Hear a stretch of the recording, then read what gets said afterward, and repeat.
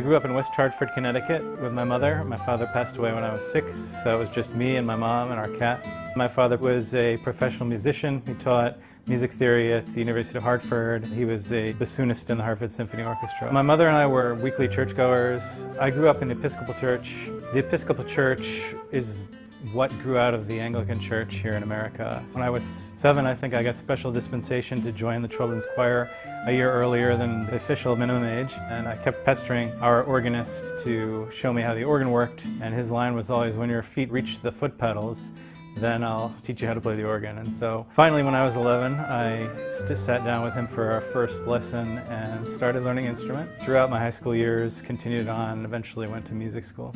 Plenty of my fellow students growing up were Jewish, and in the school choirs we would go and perform in synagogues, but we never really interacted. I would trace the first seeds of growth in Judaism to something called Youth Sunday, which was at the end of the school year. One of the people in my high school class spoke about her faith experience in Christian terms. It was the first time I felt something that didn't resonate. In terms of questioning Christian theology or what role Christianity really played in my life, and the relationship to God, which was new for me to think about. When I was in college, over the first year or so I was there, I started learning more about Judaism. I made some more Jewish friends when I got to college. I spent a good year and a half just studying myself. I requested many books through our college library system. There was actually a website devoted to online flashcards, so I learned the letters that way.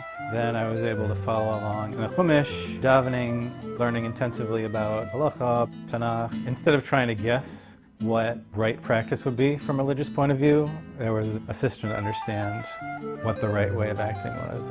And that had a lot of appeal for me. When I had a certain level of confidence that this is something I might commit myself to eventually, especially if something as life-changing as this, I reached out to a rabbi back home and got myself set up for Shabbos in Cleveland, which was about 35 miles away from school. First time I went to shul for Shabbos in West Hartford, the whole experience was quite self-conscious. And the non-Jew showing up in shul for the first time, I wasn't quite sure exactly what to expect. Rabbi Spolter told me to go introduce myself to the Gabbai Bob. So I did, and he walked me over to the bucket of yarmulkes and reached in and pulled out a fuchsia yarmulke, handed it to me, a very bold pink color. So I put it on, I grabbed the Chumash, sat down. It was all coming at me at once. I've always had a deep interest in knowledge and learning, and ended up with a professional degree in library science. Years after leaving music school, I ended up working evenings at Torah in the libraries as I was finishing up my bachelor's degree at Queens College. And after a couple of years, I got involved with Yeshiva Madregas Adam in Hillcrest. My rebbeim there sent me to Eretz Yisrael for a year, so I learned in Bnei Brak in a yeshiva called Marbet Torah. The first year after I came back from Eretz Yisrael, I met my wife. We got married 13 years ago, and our first child was born the next year. My wife grew up in Long Island. Her parents came from a secular background. She was exposed to Yiddishkeit as my wife and her sister were growing up, became more and more involved. And she is an early childhood educator in the Yeshiva Ketana preschool for a number of years, and this year is her first year in a new playgroup she started.